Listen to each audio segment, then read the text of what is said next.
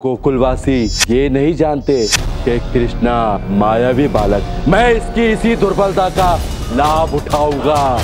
वो सबके समक्ष कोई चमत्कार नहीं कर पाएगा और मैं सारे गोकुलवासियों के सामने उस पर प्रहार करके उसका अंत कर दूंगा। इतनी तीव्र आंधी अकस्मात कैसे आ गई? रुद्रावत अब आएगा आनंद।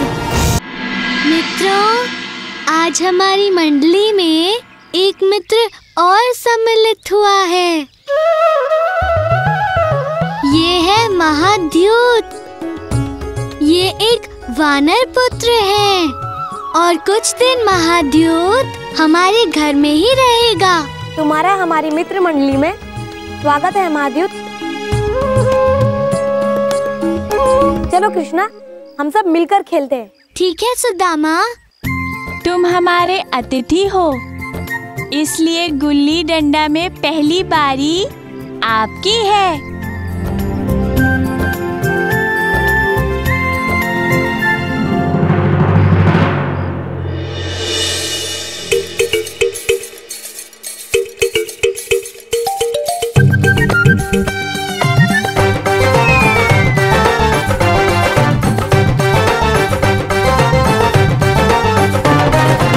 मानना पड़ेगा मित्र तुमको, तुम तो अत्यंत शक्तिशाली हो। किसी की गिल्ली को मैंने इतना ऊंचा आकाश में जाते नहीं देखा था। नहीं नहीं मित्र,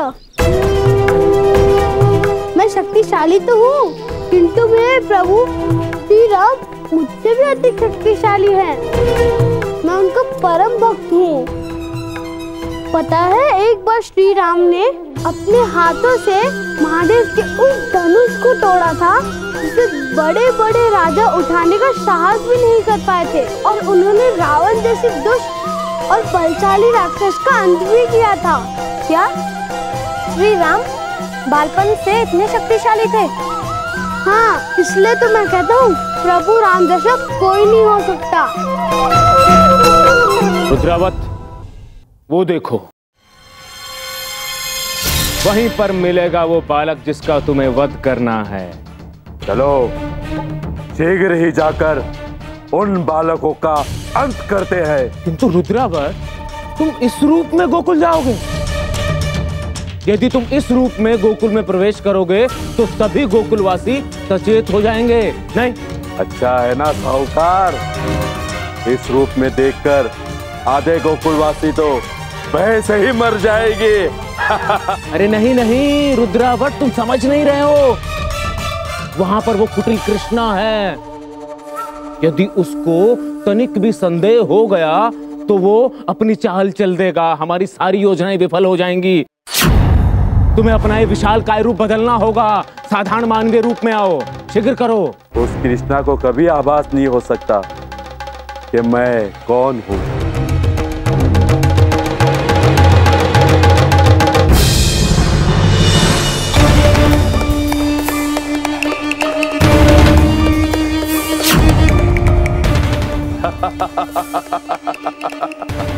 अरे नहीं नहीं नहीं, तुम मेरी बात क्यों नहीं समझ रहे हो रुद्रावत? मैं तुम्हारे हाथ जोड़ता हूँ, पैर पड़ता हूँ।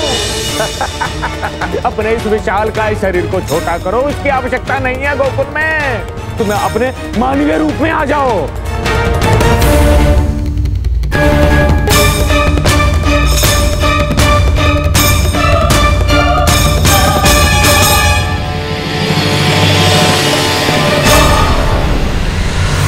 मित्रों, मुझे तो बहुत भूख लगी है।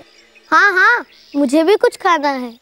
चलो मित्रों, चलकर माखन खा के आते हैं। नहीं नहीं, मैं माखन नहीं खाता। सुबल और सुदामा, तुम जाकर महाद्यूत के लिए थोड़े मिष्ठान का प्रबंध करो।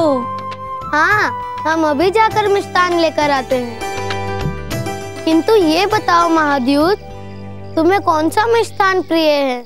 बूंदी के लड्डू।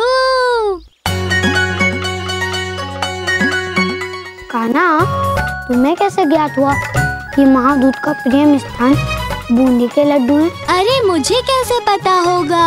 मैं तो महाद्यूत से पहली बार मिला हूँ। मैंने तो अनुमान से बताया था।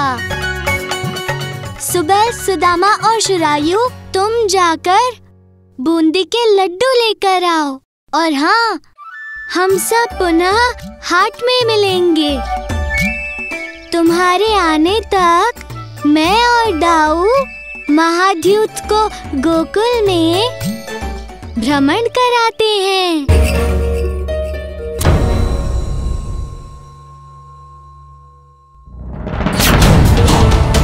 तुम क्या चाहते हो कि मैं कृष्णा को जीवित ही निकलकर उसका कार्य समाप्त करूं, या उसकी एक एक अस्थियां तोड़ दूं?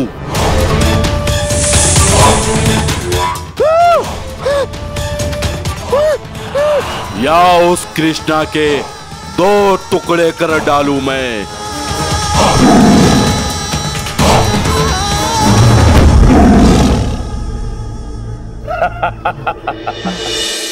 देखा तुमने, कृष्णा को मारने के लिए मेरे पास एक नहीं अनेकों उपाय है।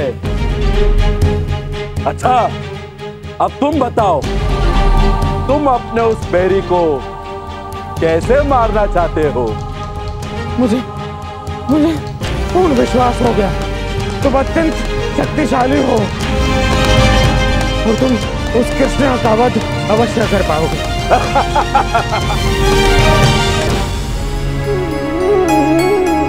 ये लो महाद्यूत, बूंदी के लड्डू। आओ मित्र। ये तो मात्र 5 लड्डू है, इनको खाकर भी मेरा पेट नहीं भरेगा। आज हमारे साथ मिठाई वाले काका ने बड़ा कपट किया। उन्होंने हमसे हमारी सारी मुद्राएं ले ली और बदले में ये 5 लड्डू देकर हमें दुकान से निकाल दिया। कपट के साथ साथ उन्होंने हमें भला बुरा भी कहा। किंतु उन्होंने ऐसा क्यों किया? हम सब अभी जाकर मिठाई वाले काका से पूरे लड्डू लेकर आएंगे। महाद्यूत, तुम तनिक भी चिंता ना करो, तुम्हारे लिए शीघ्र ही लड्डू की व्यवस्था होगी। कोई भी गोकुल में भूखा नहीं रह सकता।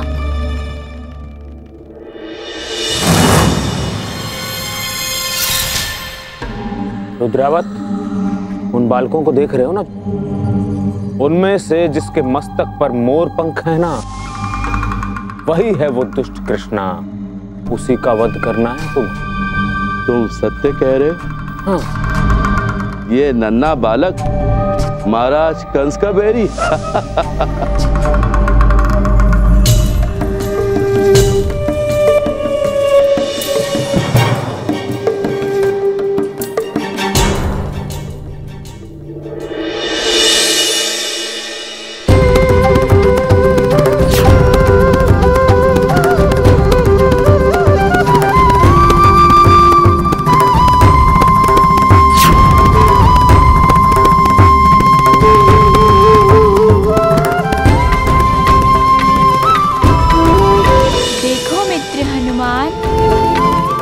जैसे श्री राम के राज्य में कोई भूखा नहीं रहता था, उसी प्रकार गोकुल में भी कोई भूखा नहीं रह सकता।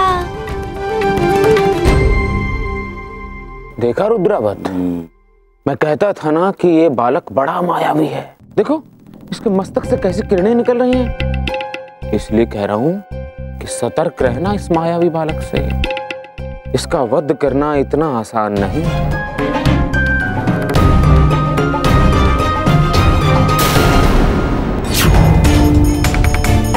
ये क्या हो रहा है? मुझे हर स्थान पर कृष्णा दिखाई दे रहा है।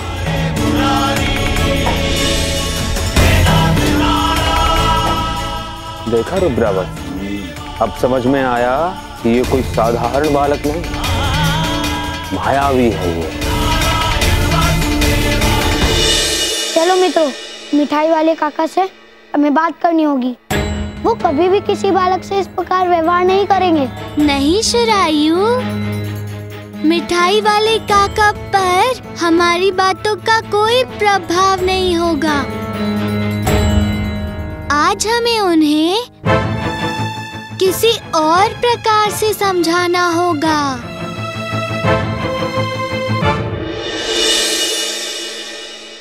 काका बूंदी के लड्डू देना, बड़ी भूख लगी है, किंतु मेरे पास आपको देने के लिए धन नहीं है। धन नहीं है तो यहाँ क्यों आए हो? जाओ यहाँ से। नहीं नहीं काका, मुझे बहुत भूख लगी है, मुझे आप लड्डू दे दो। आप चाहो तो लड्डू के बदले मेरी ये अंगूठी ले लो, मुझे और मेरे मित्रों को पेट भर लड्डू खिला दो। कहो महाद्यूत, अब तो तुम्हारा पेट भर जाएगा ना? हाँ हाँ कान्हा, अब ये अंगूठी काका को दे दो, बहुत ही तीव्रता से भूख लगी है मुझे।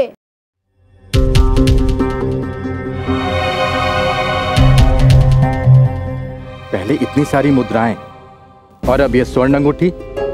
इन लड़कों को भी मैं इनके मित्रों की ही भांति मूर्ख बनाकर अपनी दुकान से भगा दूंगा।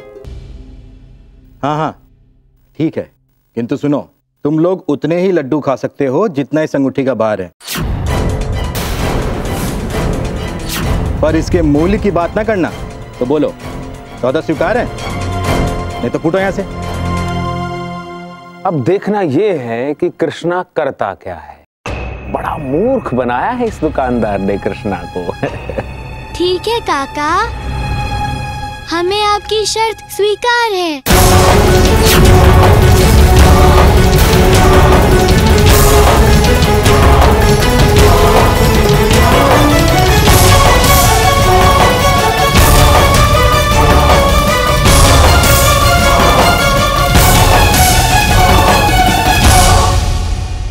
इस लड्डू का भार थोड़ा सा कम है, चलो एक और लड्डू रख देता हूँ। तुम लोग भी क्या याद रखोगे कि किस दानवीर से पाला पड़ा था।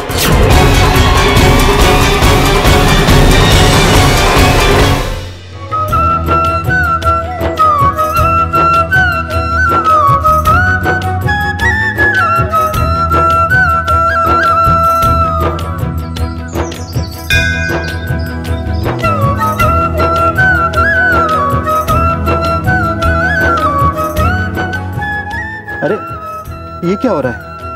इतनी छोटी सी अंगूठी इतनी भारी कैसे हो सकती है?